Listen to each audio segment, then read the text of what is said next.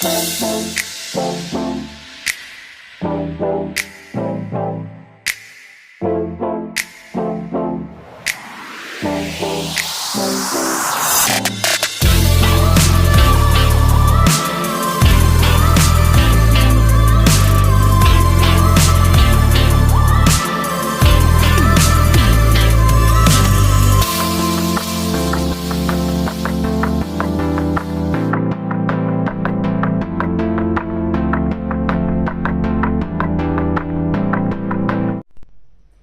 friends, very warm welcome to all. This is Dhanveer from Exclusive Mathematics. Today the topic we are going to look at again differential equation.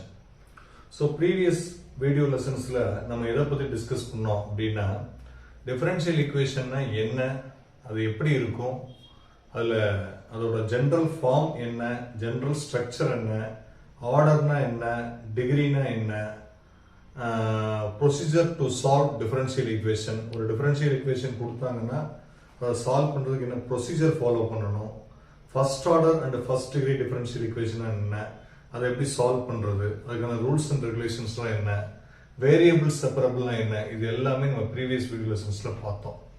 இப்போ இந்த வீடியோவில் நம்ம என்ன பார்க்க போகிறோம் அப்படின்னா how to solve differential equation using homogeneous functions. So ஒரு differential ஈக்குவேஷனை சால்வ் பண்ணுறதுக்கு நிறைய மெத்தட்ஸ் இருக்குது. ஒரு ஃபர்ஸ்ட் ஆர்டர் ஃபர்ஸ்ட் டிகிரி, ஒரு first order first degree differential ஈக்குவேஷனை சால்வ் பண்ணுறதுக்கு நிறைய மெத்தட்ஸ் இருக்குது. அதில் மெத்தட் 1 செப்பரேஷன் ஆஃப் வேரியபிள்ஸ், அது நம்ம ஆல்ரெடி பார்த்துருக்கோம். இப்போ அடுத்து நம்ம பார்க்க போகிற மெத்தட் வந்து ஹோமோஜீனியஸ் டிஃபரன்ஷியல் ஈக்குவேஷன்ஸ். ஹோமோஜீனியஸ் ஃபார்மில் ஒரு first order first degree differential equation கொடுத்தாங்கன்னா எப்படி சால்வ் பண்ணுறது. எல்லா ப்ராப்ளத்திலையுமே சால்வ் அப்படின்னு தான் கொடுப்பாங்க.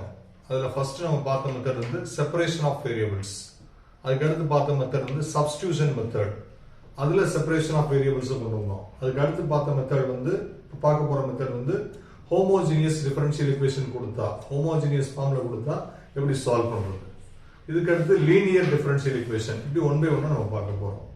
இப்போ ஒரு ஃபங்க்ஷன் ஹோமோஜீனியஸ் ஃபங்க்ஷனா இல்லையா, ஹோமோஜீனியஸ் ஃபங்க்ஷன்னா என்ன, ஃபர்ஸ்ட் ஹோமோஜீனியஸ் டிஃபரன்ஷியல் ஈக்குவேஷன் பார்க்கிறதுக்கு முன்னாடி ஹோமோஜீனியஸ் ஃபங்க்ஷன்னா என்ன, அது எப்படி இருக்குன்னு பார்க்க போறோம். See listen, it is a general idea for homogeneous function. ஒரு ஃபங்க்ஷன் கொடுத்தாங்கன்னா அது ஹோமோஜீனியஸ் ஃபங்க்ஷனா இல்லையா அப்படின்னு நம்ம எப்படி ஃபைண்ட் அவுட் பண்றது, அதுதான் இந்த வீடியோல நம்ம டிஸ்கஸ் பண்ண போறோம். See listen, homogeneous function நமக்கு ஃபங்க்ஷன்ஸ் கொடுக்கும்போது எப்படி கொடுப்பாங்கன்னா இப்படி தான் கொடுப்பாங்க. f of x, y formula தான் கொடுப்பாங்க. இந்த கொடுத்துருக்காங்க பாருங்க, f of x, y is equal to x squared plus y squared minus 3xy, இந்த ஃபார்முலா கொடுத்துருவாங்க. கொடுத்த உடனே நம்ம என்ன செய்யணும், நெக்ஸ்ட் ஸ்டெப்ல இந்த x க்கு பதிலா tx உம் y க்கு பதிலா ty உம் சப்ஸ்டிட்யூட் பண்ணணும். கொடுத்திருக்க ஃபங்க்ஷன்ல x க்கு பதிலா tx, y க்கு பதிலா ty சப்ஸ்டிட்யூட் பண்ணி அதோட ரிசல்ட் வந்து t power n into f of x, y இந்த ஃபார்முலா கிடைச்சிச்சுனா, அதாவது f of tx, ty ஓட வேல்யூ வந்து t power n into f of x, y இந்த ஃபார்முலா கிடைச்சிச்சுனா அதுக்கு பேர் வந்து ஹோமோஜீனியஸ் ஃபங்க்ஷன். அது என்ன tx, ty போட்டு t power n into f of x, y form, அது என்ன ஒண்ணுமே புரியல அப்படின்னா ஒரு எக்ஸாம்பிள் எடுத்து சொன்னோம்னா உங்களுக்கு டீடைலா புரியும். இப்போ இது வந்து ஒரு example. f of x, y is equal to x squared plus y squared minus 3xy கொடுத்திருக்காங்க. இப்போ இந்த ஃபங்க்ஷன்ல நான் என்ன செய்றேன், x க்கு பதிலா tx போடுறேன், y க்கு பதிலா ty போடுறேன். இந்த x க்கு பதிலா tx, y க்கு பதிலா ty போடுறேன்.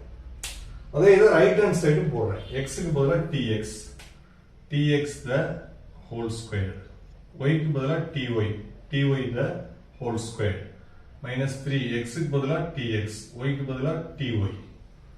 So ஸ்கொயர் பண்ணும்போது என்ன வரும், t squared x squared, t squared y squared minus 3 into t squared xy. இப்போ t squared எல்லா டேர்ம்லயும் காமனா இருக்கா, வெளிய எடுத்துருங்க. t squared x squared plus y squared minus 3xy. So final நமக்கு என்ன கிடைக்கும், f of x, y திருப்பி கிடைச்சிருக்கு பாருங்க. x squared plus y squared minus 3xy நம்ம எப்படி எடுத்திருக்கோம், f of x, y தான் வச்சிருக்கோம். அப்ப t squared into f of x comma y. அப்ப f of tx comma ty போட்டோம்னா t power 2 into f of x comma y ங்கிற result வந்து நமக்கு கிடைச்சிருக்கு. இங்க n வேல்யூ வந்து 2. n வேல்யூ வந்து 2. அப்ப it is a homogeneous function of degree 2. அதான் அதோட மீனிங். ஒரு ஃபங்க்ஷன்ல x க்கு பதிலா tx ty சப்ஸ்டிட்யூட் பண்ணி அதோட ரிசல்ட் இந்த ஃபார்ம்ல கிடைச்சிச்சுனா இதோட மீனிங் என்ன? f is a homogeneous function of degree 2. f is a homogeneous function of degree 2. அப்ப நம்ம ஒரு நார்மல் ஃபங்க்ஷன்ல x க்கு பதிலா tx ty சப்ஸ்டிட்யூட் பண்ணி அதோட ரிசல்ட் வந்து t power n into f of x, y இந்த ஃபார்ம்ல கிடைச்சா that is a homogeneous function. The second example பாருங்க. f of x, y இருக்கா? இத எடுத்துக்கங்க. இதுல x க்கு பதிலா நம்ம என்ன போறோம்? tx, ty. இங்க x க்கு பதிலா sin x க்கு பதிலா tx போடுறோம். y இருந்தா ty போட போறோம். இப்ப பாருங்க இதுல t காமனா எடுக்க முடியாது. tங்கிறது ஆங்கிளா இருக்குது. இது trigonometry function. அப்ப t பவர் n ஃபார்ம் வந்து கிடைக்காது. t பவர் n ஃபார்ம் வந்து இதுல கிடைக்காது. So it is a not homogeneous functions. இந்த எடுத்துக்கங்க third one. இதுல tx ty போடுங்க. f of tx, ty போடுங்க. இந்த x tx போடுங்க. ஸ்கொயர் பண்ணும்போது t squared x squared. இங்க tx போடுங்க, ty போடுங்க. plus 3 into tx ty. t squared காமனா வெளிய எடுத்தா நம்ம x squared plus 3xy. so t squared into f of x, y. so third ஃபங்க்ஷன்லயும் பாருங்க நம்ம x க்கு பதிலா tx போடுறோம், y க்கு பதிலா ty போடுறோம். ஃபைனலா நமக்கு என்ன கிடைச்சிருக்கு? t power n into f of xy form கிடைச்சிருக்கு. அப்ப third ஃபங்க்ஷன் என்னது? homogeneous function of degree 2. highest power தான் நம்ம என்ன செய்றோம்? டிகிரின்னு சொல்லி சொல்றோம். சோ இதுல இருந்து உங்களுக்கு காமனா ஒரு ஐடியா கிடைச்சிருக்கும். ஒரு ஃபங்க்ஷன் கொடுத்துருவாங்க.